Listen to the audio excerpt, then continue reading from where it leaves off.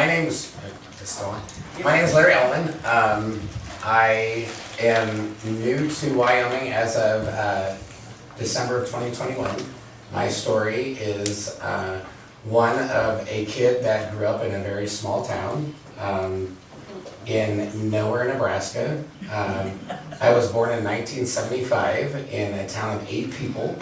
At the time, my family, we made up 4 of those 8 people, so we were half of the census.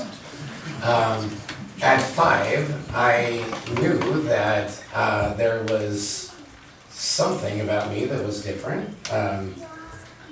My family, we watched TV very little. We watched Dallas on Thursday nights, that was popcorn night. And we watched the Bugs Bunny and Tweety show on Saturdays, and that was it. The rest of the time I spent on the back of a horse. And so I knew when Patrick Duffy came out of the swimming pool shirtless that was pretty cool. And when Linda Hunt came out in her bikini, I wasn't interested. Dad was, but I wasn't. And so anyway, I knew there was something different at 5. So then at age 8, we moved to the big metropolis of Harrison, population 320, where all of a sudden I had 8 kids in my class, and wow, that was a lot of kids. And well, then all of a sudden I had crushes on my sister's boyfriends, and I didn't know why. I didn't know what it was. I just went on about my day and finding whatever. Well then, at the age of 13, I was in full-on puberty, and this was about 1988. And we finally got the TV antenna turned into some news channel out of Denver. And we caught some news, and it was in the spring, and we saw Gay Pride, and there was a pride parade on. And so my mom and we were watching it. I always got along better with mom than dad. And so mom and we were watching the news, didn't think anything of it. And the pride parade was on. And mom, she said, oh, all them gays, they need to be put on an island and the island blown up. And I went, oh shit. Well, this means something because, well, I kind of now at 13 know really what I am, but now I can't talk to my mother, so I went through high school, absolutely repressing what I was, trying incredibly hard to be something that I wasn't. Went through most of college for a long time, trying really, really hard, and the whole time as I'm trying, I hear my mother's voice in my head. And it just keeps playing like this record player that doesn't stop. And it just keeps getting louder and louder and louder all the time. And every time I tried, and some of those tries were so ugly, they were really, really ugly. And it got to a point where on May 31st, 1999, I was done. I couldn't take that noise anymore. I couldn't take her screaming in my ear that I needed to be blown up on an island. I couldn't stand hearing that anymore. It was so loud and it was so repetitive that I finally had to kill myself. And I was done. And so I was sitting, I was in my chair in my house in college in Chadron, and I was done. And I was ready to do the deal. And you know how your grandmother hits you in the back of the head? I felt that in the back of my head. I was like, oh, I felt this nudge that says, don't be stupid. Just go call your sister. Go call your sister and don't be stupid. Well, I think that was my grandma Helen tapping me in the back of the head. Well, she committed suicide when I was a little kid. She got tangled up in her bed sheet and fell off the toilet when she was in the insane asylum back in Nebraska. But anyway, that's a whole other story. But I think that was her saying, don't be stupid, don't do this. And so I went and called my sister, and I said, hey, Lisa, because I got along best with my sister Lisa, I said, hey, just want to let you know, I'm gay, but God, whatever you do not tell Mother. She will send the A-bomb after me. She will blow me to smithereens, and God, don't tell Dad, because he's cranky as hell anyway.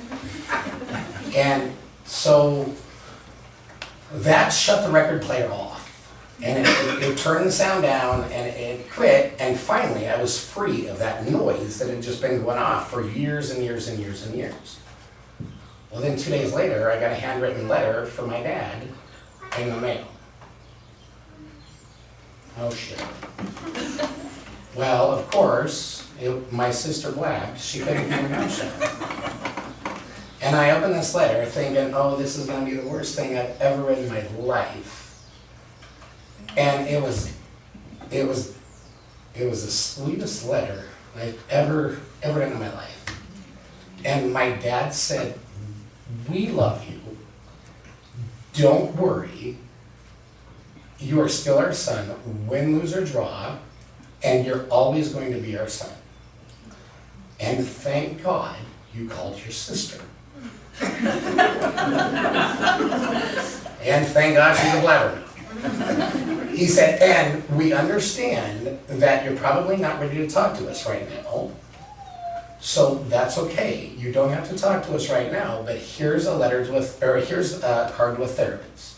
So call this therapist, talk to them, because we know you need to talk to somebody, and this will help you. Okay.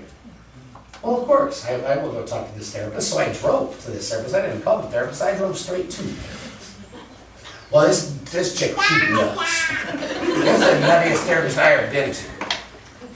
And I had to sit down, and she said, put your hands in mine and close your eyes. I thought, oh my God, where is this going? So I did, and she said, pray with me. I thought, oh God, what kind of therapy is this?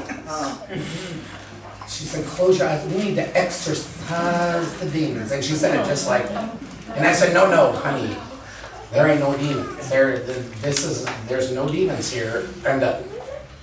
I'm done, we're done. I need a payphone, because this was before cell phones. So I went and found me a payphone, I called Dad, collect. And I said, hey, this chick you sent me to, who was this chick? What is this? And he's like, oh, well, she's the therapist that helped both of your sisters with their, marriages. I'm like, well, what is this, a buy two, get one free? No. I said, this chick is nuts. And he's like, thank you for knowing. It's fine, no worries, we're cool. And since then, we've been totally cool. So my story is, I grew up in a town of 8. I'd never seen a drag queen or a drag show or a gay person, never been indoctrinated to anything. The only thing I ever saw was Patrick Duffy shirtless, and that didn't indoctrinate me. I was born this way. And I had people that just loved me for the way I was, because they were good, solid, nice people that let me be who I am. And so that's all we want as a community, is just people that just let us be who we are and just love us for the way we are. And that's all we want. That's all anybody wants.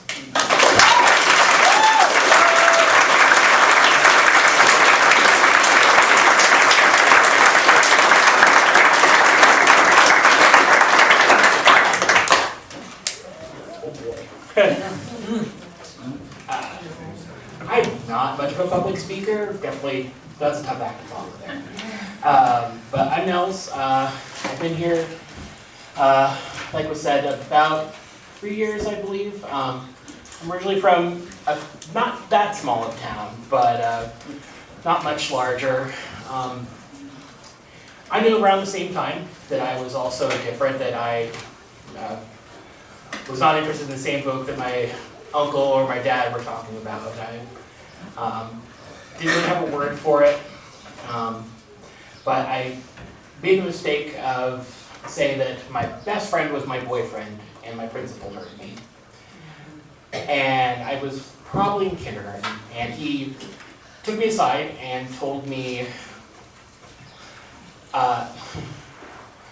all the things a kid really doesn't need to hear at that age about who they're starting to discover, telling me if I continued down this path, I was going to die of AIDS, and just my life would be the worst thing in the world if I ever said that word again. And well, that put me right back into the closet, not the union when I was coming out of.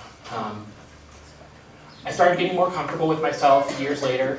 I made the mistake of telling one of my friends.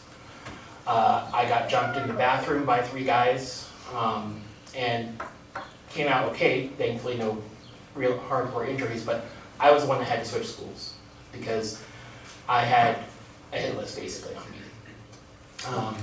They wanted to jump me again because it wasn't even necessarily because they heard I was gay. I didn't feel comfortable in male spaces because I knew there was something beyond just who I was interested in that made me different. I never completely, well, not even hardly at all, fit in with the other guys around me.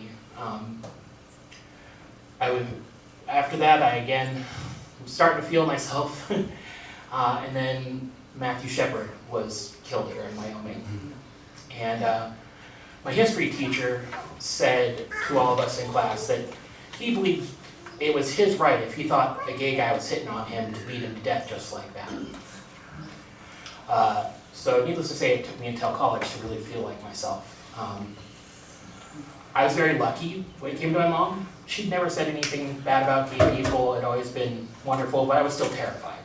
I was so afraid to tell her. I just was shaking. I was like, hey Mom, I have something I want to tell you. Can you please sit down? And she's like, what is it? What is it? I'm like, just please Mom, sit down. She did. I'm like, Mom, I'm gay. She hopped up and she said, is that it?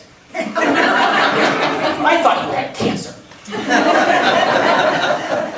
Needless to say, I was incredibly lucky to have such a wonderful person in my life. And I think if that had gone differently, I easily could have headed down a path towards hurting myself because I had heard from so many other people, not necessarily just directed at me, but in casual conversations, just hateful or even ignorant things that made me hate myself, and they didn't know that it was affecting me, but every one of those was like an arrow to my heart, and it took a long time for that to heal. I was very lucky. I had such a supportive family. I was able to find myself in Denver and then move here later, which we love this town so much. And my husband and I, Ian, were able to start a bakery here. And it's not still around, but we loved it while we had it. And one of my absolute favorite things was getting to be that thing I needed to see when I was a kid, which is the LGBTQ plus couple thriving and being a normal couple, because there's a narrative that you can never have that sort of thing when you're different. And we wanted to be that for people to see, the thing we didn't see when we were younger. And I think that's part of why it's just important to not hide these sort of things and have that love in community. And all the love that we got also was wonderful for all the other kids and younger people who were like me and afraid of who they were on the inside because they heard such horrible things, and see a place where those people were succeeding. So that's really all I got. Sorry.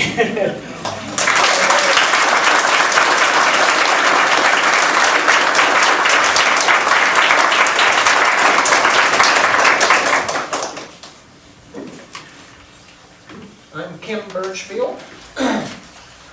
I'll be speaking today from my stance as a progressive Christian. I live in Moreland and attend Grace Lutheran Church, ELCA. The ELCA as a whole is affirming of the LGBT community, as stated by their bylaws. Though this goes, as with any denomination, goes congregation by congregation. The pastor of Grace Lutheran is very affirming and would welcome all. I've spent the past 5 years since coming out studying the Bible, from the perspective of what it is to be LGBT. I've been backwards and forwards through all of the clobber passages in the Bible. And what I have concluded in my study and research is that the Bible does not condemn any aspect of the LGBT community or any oppressed community for that fact. What it does proclaim is God's grace and love. My experience in Warland is that people are generally accepting and gracious, which tends to go along with the mantra of Wyoming, which states, each to their own. Yes, there certainly is non-understanding people in town that would like to cause harm to the LGBT community, but as a whole, the community is gracious. As of recent, I've been unpacking my autism, which has been a learning experience for me. And I've found that my experience as an LGBT person is tied to my autism. This does not apply to all autistic people, but to some. A lot of autistic people struggle with social constructs such as gender and sexuality. A lot of autistics will reject these ideas, as I have. Finally, this is how I identify. I identify as trans non-binary, which means I don't conform to the gender binary as set by society. I also identify as gay asexual, which means if I were to date, I would prefer someone of the same sex, but I have no interest in such things, which is why I identify as asexual. I've recently decided to change my pronouns from she, they, he to just they, them. I decided it would be best to keep things simple. Thank you for this time, or allowing me this time to speak. Grace and peace be with you all.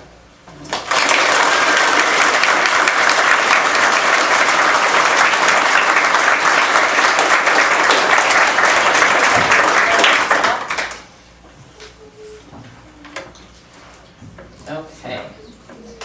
First off, I'd like to thank Kim for inviting us here. It's amazing that we got the invitation. So, I'm Kelly with Safe Haven, Hot Springs County, and that's our local DVSA agency. DVSA is the Domestic Violence and Sexual Assault Agency. So we specialize in violence prevention and crisis intervention. We're a safe place for anyone who needs our services all the time. Our doors are open Monday through Friday, 9 to 5.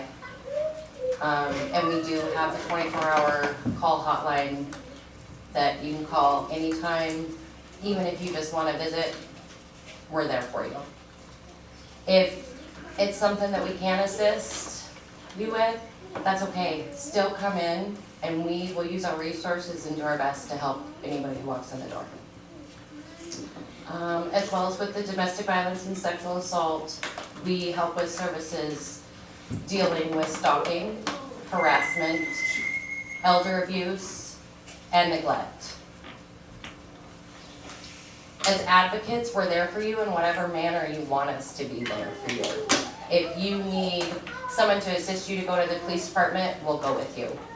If you come and you want to visit with us and you don't want to go to the police department, you're in charge. You get to make those decisions. You come in, it's confidential. We can just have those conversations and you know somebody's there and supporting you in that. We also provide emotional support and resources, emergency shelter, emergency financial, personal and legal advocacy, court and counseling advocacy, and follow-up advocacy. If you find yourself in a situation, once that's over, it doesn't end. So the follow-up is always really important. We will always ask you as well for if it's safe for us to contact you by calling you or texting you. If it isn't, just let us know, and you can get a hold of us at any time by either coming in and just letting us know or giving us a call. And I think, oh, and also we are just a small nonprofit in a small community, and so we have a small staff.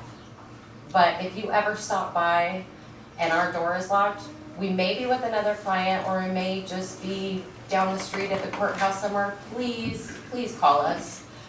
Because even if the door is locked and you can't get in the building, someone will answer that phone.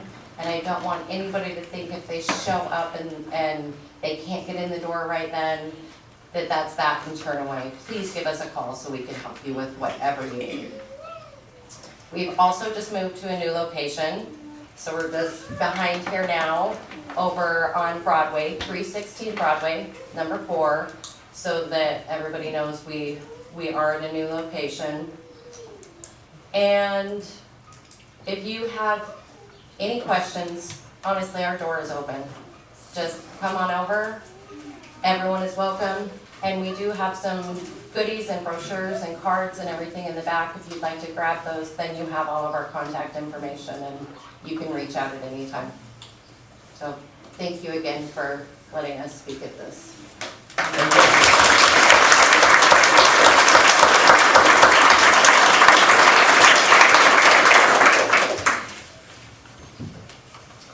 Thank you for inviting me to be here tonight too. So this is all just really important to me. I'm the community prevention specialist and I lead the Prevention Coalition in Hot Springs County. And we're just a group of people, community members and business organization members working together to advocate for and promote a healthy and safe community. Our efforts focus on the prevention of substance use, tobacco and other drugs, but also on mental health advocacy and suicide prevention. Suicide is the second leading cause of death among young people ages 10 to 24, and our LGBTQ+ youth are at significantly increased risk. And as it was already mentioned earlier, but Wyoming is ranked #1 in the country for suicide rate. We may not realize the impact that our actions have on our LGBTQ+ friends, family, and neighbors. Each of us can play a vital role in ensuring that those in our lives, regardless of their sexual orientation or gender identity, are provided with safe, accepting, and supportive environments at home, at school, and in our communities. Many of our LGBTQ+ youth and adults experience prejudice and discrimination, including family rejection, bullying, harassment, and violence. They may experience social isolation and low self-esteem, lack of community support, depression, anxiety, and other mental health issues, often resulting from or worsened by stigma and discrimination. They also live with policies and laws that encourage and promote that stigma. These experiences can put their lives at risk. LGBTQ youth are more than 4 times as likely to attempt suicide than their straight peers. 82% of transgender individuals have considered suicide, and 40% have attempted suicide. So we know that stigma can drive the high rates of mental health problems and increase risk factors for suicide, but we also know that supportive environments at home, at school, at work, and in our communities help our LGBTQ members thrive. Our LGBTQ+ youth who have at least one accepting adult in their life were 40% less likely to report a suicide attempt. Other protective factors include family acceptance and support, connection to friends and others who care about them, a sense of safety and belonging, and a positive sense of identity. We can all work towards increasing these protective factors for our LGBTQ loved ones. We're a small community here in Thermopolis, but we have big hearts. We care about each other, and we need to make sure that our words and our actions are building each other up, and that we're making our community be a place where everyone feels safe, where they feel like they belong, and that they matter just as they are. I just wanted to close. I was going to read a post written by a friend of mine. This was just a few days ago, but it just kind of shows how being connected with the community and feeling like you belong, how important that is. So she said, when I first came out 6 years ago, I remember trying to comfort my family by saying, don't worry, I won't be out there walking in the parade or waving the flag. I didn't think I was going to be that kind of gay. Just a little bit gay. Enough to want to come out, be in a relationship with a woman that I'd fallen in love with, and step into a life I never dreamed I could have. Over the years, I haven't ever bought a pride flag to display. I didn't ever feel like I needed to make that statement, or maybe I wasn't brave enough to put it out there for the world to see. However, this year, the flag feels different. It holds so much emotional safety and value in my heart. When I first moved to Cedar Hills, I went for a walk and noticed a tiny pride flag in front of a yard down the street. It brought tears to my eyes, a brief moment of comfort to know this person, whoever they were, was a safe place. I have since become great friends with this amazing human, and I am grateful every day for her love and friendship. I drove home today and was caught up in emotion when I passed 2 houses displaying a pride flag. It is very uncommon in my community to see pride flags, so these 2 moments were profound. Like there was someone standing there waving to me saying, I see you, I love you. Oh, how these flags hold so much meaning. For those of us who have lived years or even decades of our lives hiding the innermost parts of our heart and soul, Pride Month showers us with love and reminds us that we are not alone in this journey. For the first time, I put a pride flag sticker on my car, not for me, but for someone to see it and know that I am sending them love and comfort. So that just meant a lot to me. It just made me realize how meaningful just even some of these small things are. And thank you for listening. I do have a sign-up sheet in the back if anyone does want to be part of our prevention coalition. You're welcome, so you can sign up in the back. So thank you.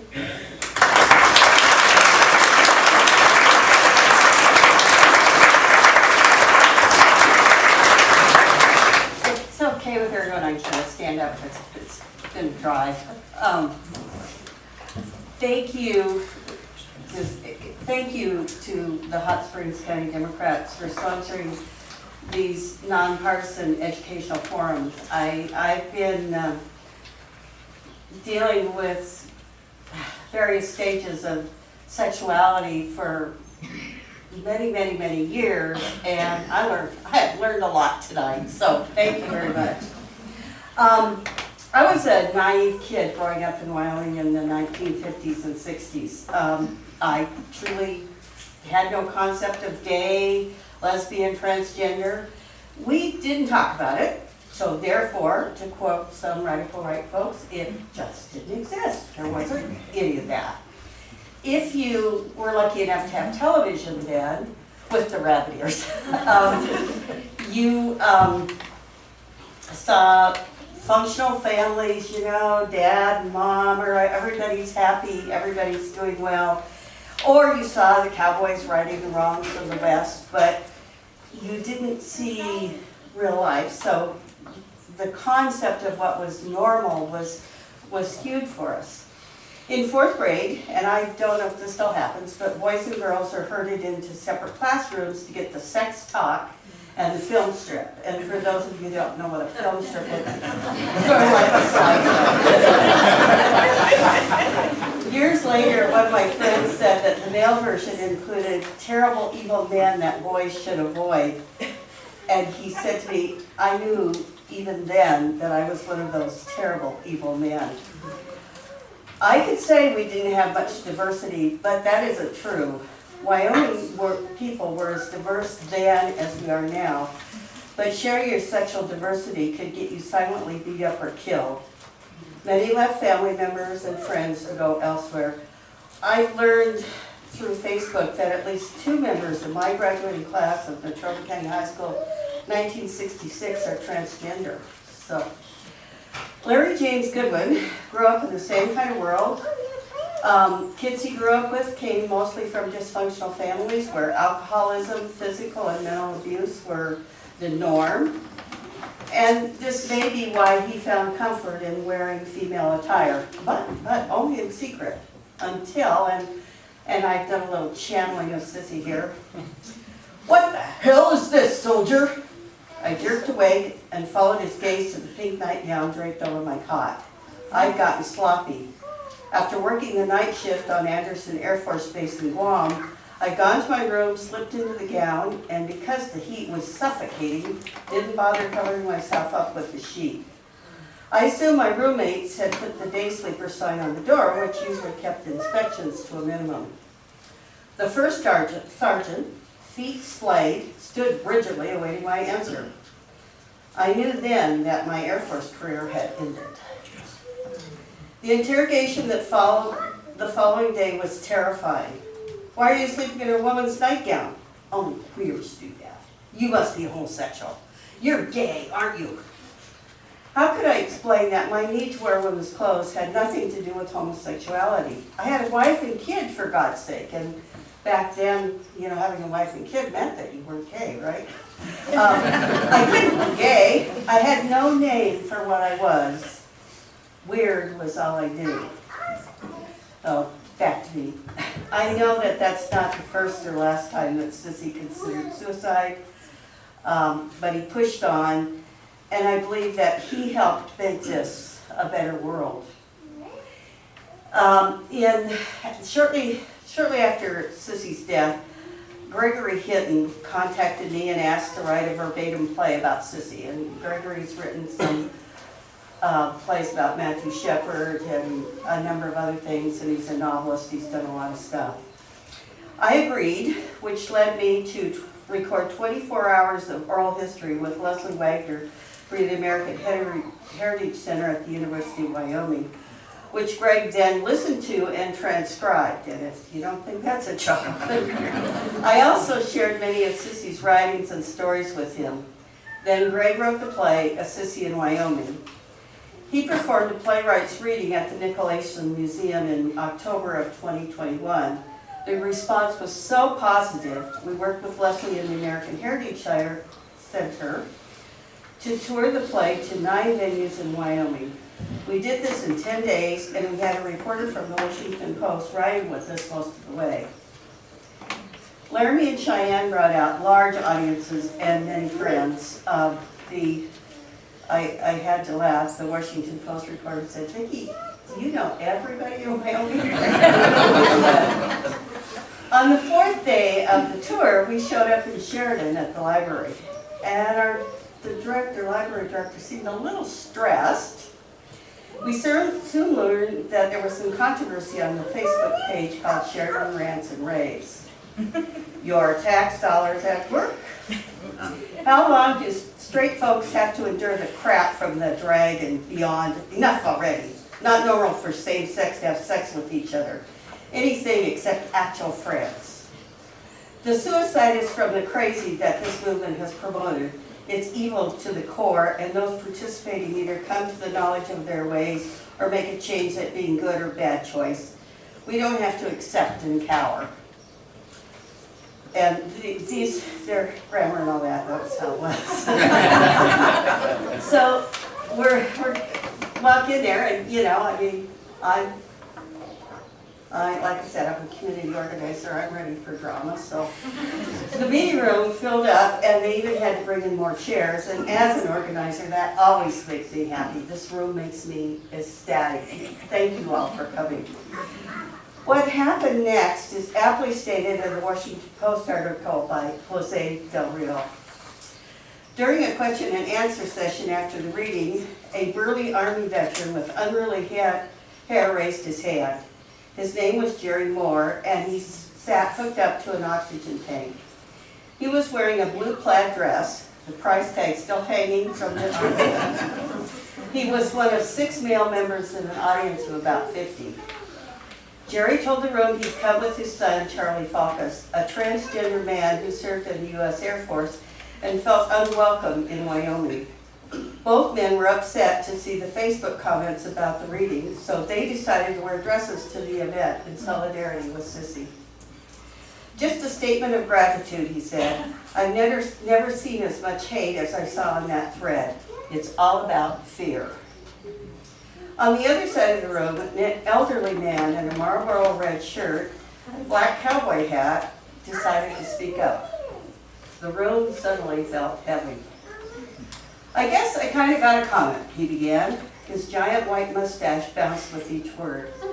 You know, on the surface, the Western culture says, mind your own business. But that's so far from the truth. And a lot of people believe that everything is their business. And you know, I'm really grateful for the play you did and for Sissy for reminding people that it's the inside that counts, not the outside. What somebody is wearing is none of my damn business. In Cody, we had another great audience, including Senator Alan Simpson, his wife Ann, and his daughter. And I found love and caring at every step, every stop on the tour. And hard questions, really hard questions. My partner is transgender and doesn't feel safe in Wyoming. How can I support my child, my friend, my spouse, as they struggle with sexual identity? Did Sissy have a problem with alcohol and drugs? How did your kids handle his openness? Rock Springs was another wonderful stop, maybe because I pushed all my Democratic friends to come. Many shared memories of Sissy and what he meant to them. In Riverton, we met a man so touched by the play, he brought his parents all the way from, Riverton to Casper the next night to hear it again, and then they drove back that night. I was really touched by that. Casper provided an opportunity for our granddaughter, Brittany, to comment on her grandfather's sense of humor. Think British, she said. Old friends from Sissy's and my high school days shared stories. A father cried for his transgender child who died by suicide. Our last stop was Douglas, one of the few places that didn't have a two-party to counteract the Senator Enzi's 2017 remarks. The library meeting room filled with people who had known Sissy most of his life and gave Greg a chance to relax. Again, we had to haul out more chairs, and he gave the best reading of the tour. Again, quoting from Jose Del Rio's article, what I hope happens from this is people understand that they're not alone. It's really important that you realize you're not alone, Vicki said. Soon Vicki would return home to Douglas, to the house she'd shared with Sissy. There were signs of him everywhere. The cabinets he'd stained, the dining room table he'd refinished, the tile he'd laid. His pond was in the backyard, his tools in the garage, the 3 honey locust trees he planted in the front yard. Proof that their life together had been so much more than the clothes he wore. Proof that he had been a real man and not just a character in a play. Proof that through love, Sissy found where he belonged. There are so many touching stories that's happened since Sissy died, and I think, sometimes he would just be awestruck with all the wonderful things that have happened. But in March, there's one that just touches my heart. In March of 2022, the Nicolason they did a showing called The Fabric of His Life in Casper. And our final event was a tutu party. They had everybody make tutus, and it was great fun. I tried to greet as many of the guests as I could. A young person came in with their mother wearing a lovely coral shift. It was really pretty, with white hose. Later, as I walked around visiting with people, the child stopped me. Are you his wife? Yes, I am. I'm so happy to be here. The mother looked at me and said, we wanted to come here because we knew she would be safe being herself here. So that. I do have one final caveat. Gregory Hinton won the Society of American Archivists Diversity Award for his work with the American Heritage Center on Out West in the Rockies and for the Sissy Tour. And in addition, the American Heritage Center, University of Wyoming, and Gregory Hinton were selected as winners, as 2023 Award of Excellence winners by the Leadership in History Awards Committee for Wyoming Tour of the Play of Sissy in Wyoming. A lot of stuff there. The AASLH Leadership in History Awards is the nation's most prestigious competition for recognition of achievement in state and local history.